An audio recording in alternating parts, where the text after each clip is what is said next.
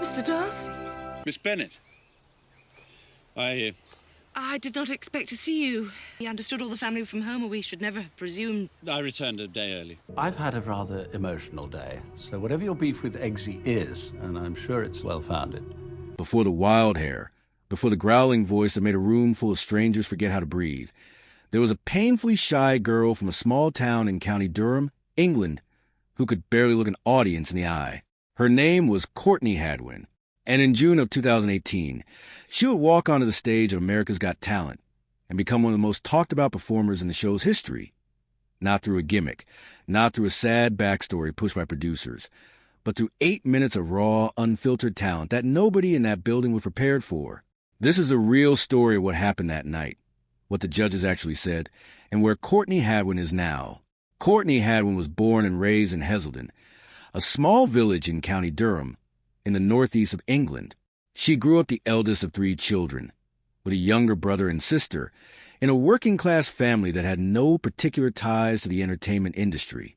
What she did have, from a very young age, was an obsession with a very specific kind of music. Not the pop stars her friends listened to, but the growling, sweat-soaked sounds of Tina Turner, James Brown, Etta James, and Janis Joplin. She has said that the moment everything clicked for her was stumbling across an old black-and-white video of James Brown performing "I Got You, I Feel Good." She was captivated by how completely he seemed to feel the music, more than she had seen anyone else outwardly feel it. And she started devouring every old clip of him she could find on YouTube. From there, she fell down a rabbit hole of soul and blues legends who had died decades before she was born, and somewhere in that obsession, a teenage girl from a small English village found her voice, one that sounded like it belonged to a smoke-filled club in 1968. Offstage, Courtney was known as the opposite of the performer she became under the lights. Friends, teachers, and family describe her as painfully shy, someone who struggled with stage fright and had, by her grandfather's account, even been known to sing in her sleep because she couldn't always find the courage to do it awake. That contradiction, a girl who could barely speak to strangers but who transformed completely the moment music started, would become a defining thread of her entire public story, long before anyone outside Heselden knew her name. She had performed before.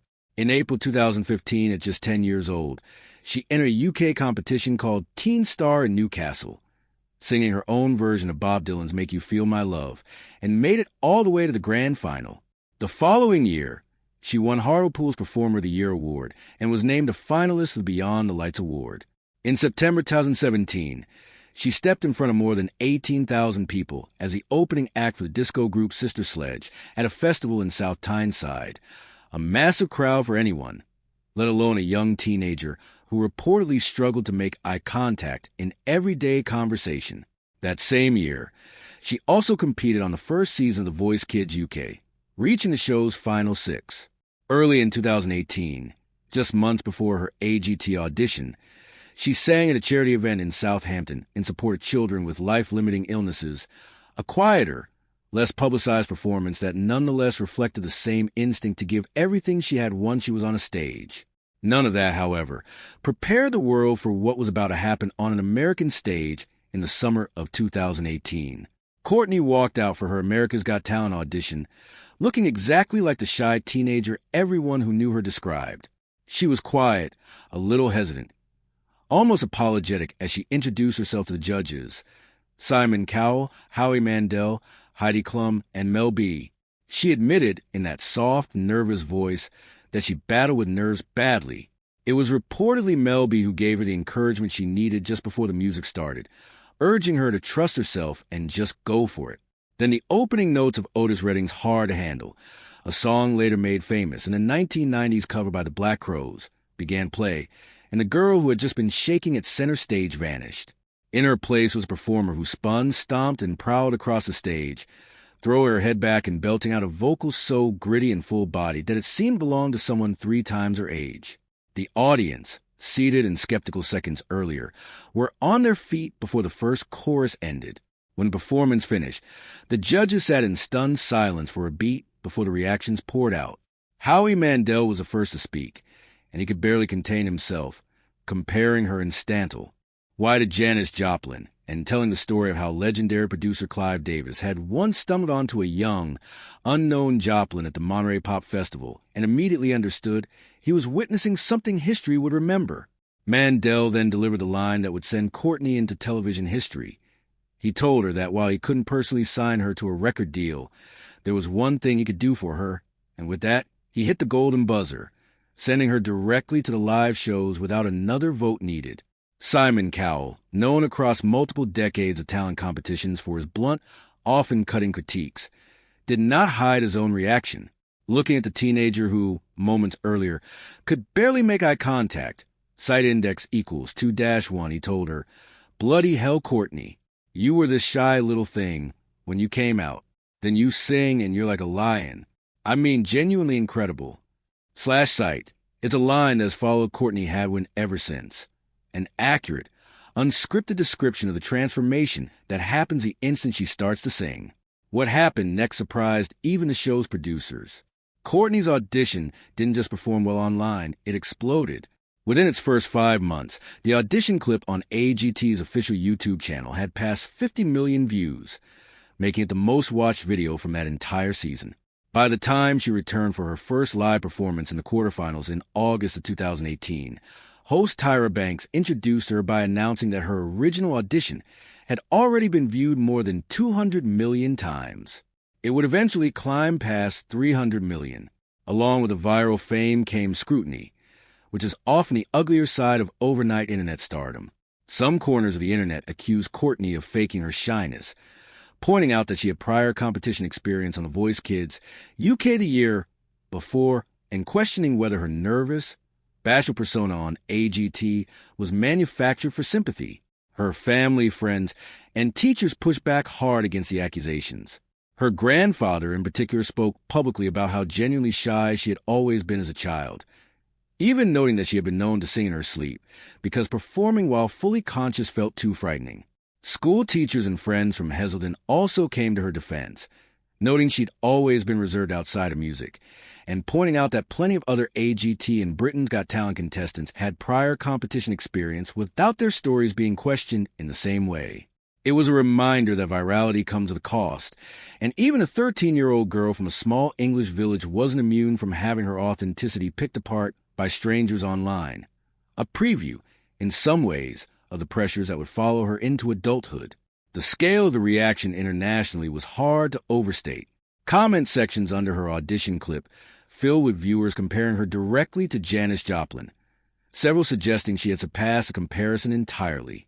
Entertainment outlets ran polls asking fans which golden buzzer act they most wanted to see win the season, and Courtney consistently topped them, outpacing other breakout acts like the dance group Zerkero and singer Michael Ketterer. The act Simon Cowell himself had put through with his own golden buzzer that season. Courtney didn't fade after her viral moment. She kept delivering. In the quarterfinals, she performed James Brown's Papa's Got a Brand New Bag, earning standing ovations from all 4 judges and advancing to the semifinals. In the semifinals, she took on Steppenwolf's Born to Be Wild, once again earning ovations from Howie Mandel and Simon Cowell, and advanced over other competitors into the finale. In the finale itself, she performed Tina Turner's River Deep Mountain High, receiving standing ovations across the panel yet again. For the results show, she teamed up with the British rock band The Struts for a rendition of their song, Could Have Been Me, and closed out her AGT run with a searing performance of Janis Joplin's Piece of My Heart. It wasn't enough to push her into the show's top 5, and she was eliminated at that stage, but by then it hardly mattered. She had already become the breakout star of the season, the only British act from that season to reach the finale, and, according to fan polling at the time, one of the most popular golden buzzer acts audiences wanted to see win. Her run wasn't over completely. Weeks after the show wrapped, she was invited to perform 5 live shows in Las Vegas alongside that season's champion, magician Shin Lim, and the following January she returned for a spin-off, America's Got Talent, The Champions, where she debuted her first original song. In December 2018, riding the momentum of her AGT run, Courtney signed a record deal with Psycho Music, Simon Cowell's own label, alongside Arista Records. For a teenager who had gone from a shy village girl to a viral global phenomenon in a matter of months, it looked like the natural next step toward pop stardom. But the version of the story that gets told in glossy magazine recaps often skips what came next, and arguably the more important part. Shortly before her 16th birthday, Psycho Music shut down entirely, and Courtney's contract folded along with it.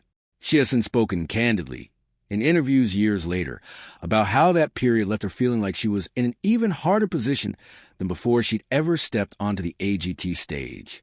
She has said she doesn't regret the choices that got her there, but admitted that some days it made everything feel heavier, like she constantly had to prove herself all over again. For a few years, her public output slowed. There were near misses along the way that added to the frustration. She was booked to perform at the 50th anniversary edition of Woodstock in the summer of 2019, an enormous opportunity for an artist still building a post-AGT career, only for the entire festival to collapse and get canceled weeks beforehand due to organizational and financial problems that had nothing to do with her. Years later, she was booked again for Austria's FM4 Frequency Festival, and that booking, too, fell through when the festival was canceled a second time. She was briefly signed to other management arrangements, including a UK agency she joined in 2024, that, by her own account, struggled to secure her real opportunities, and she eventually moved on to new representation. It's the part of the child star story that rarely gets the same view count as the viral moment. The years spent rebuilding, unglamorous and largely out of the spotlight, absorbing canceled festivals and false starts, trying to figure out who she was as an artist once the cameras and the golden buzzer confetti were gone. The turning point, by Courtney's own telling, came when she began working with producer Kevin Bowe, a musician and producer with credits on records by Etta James and Joe Cocker, artists who had shaped her musical taste since childhood. She has described him as the person who finally pushed her to write her own songs rather than simply perform material handed to her by other writers. It wasn't an easy shift. She's admitted that in the beginning she resented songwriting, having always seen herself purely as a performer who loved being on stage and feeling the music rather than someone who wanted to sit and write about her feelings.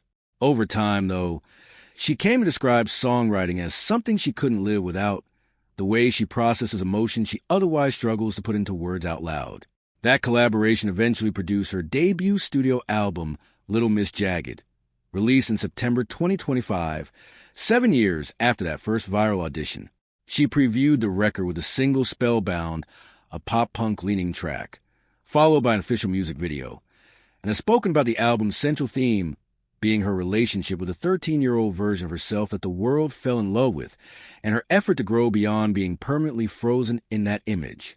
In interviews around the album's release, she's talked about feeling like, in her early teenage years in the industry, she let the people in suits dictate who she was and how she should sound, and that the new music represents her finally making those decisions herself.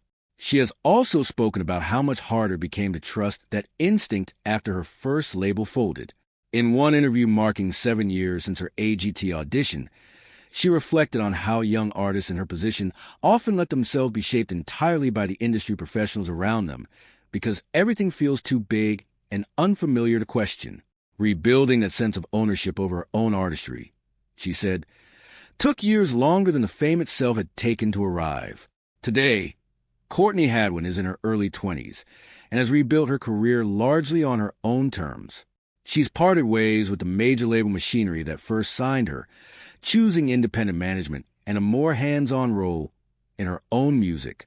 She has performed at high-profile events, including a show at Carnegie Hall as part of a tribute to music executive Clive Davis, the very same figure Howie Mandel had invoked when he compared her to a young Janis Joplin back in 2018, where she performed one of Joplin's own classics. She's also headlined UK tours, continued releasing new original music, including tracks like Breakable, That Girl Don't Live Here, and Call Me Back, and remains active with her fan base online, many of whom have followed her since that very first viral clip. She still carries the comparisons to Janis Joplin everywhere she goes, a reputation cemented the moment Simon Cowell told a shaking 13-year-old that she sang like a lion. But if her recent interviews are any indication, Courtney Hadwin is no longer trying to live up to the girl in that audition video. She's trying to become someone new, an independent artist writing her own songs, telling her own story, on her own schedule, with the same raw, growling voice that stopped a room full of strangers in their tracks nearly a decade ago. There was no single made-for-television meltdown, no scripted tears from a judge, no secret tragedy manufactured for a viral headline. The real story of Courtney Hadwin is quieter than that, and in a lot of ways more impressive. A shy kid from a small English village who shocked the world once with her voice, lost her footing when the industry around her collapsed, and spent years quietly rebuilding until she had something to say entirely on her own terms. Sometimes the truth doesn't need to be dressed up to be worth telling.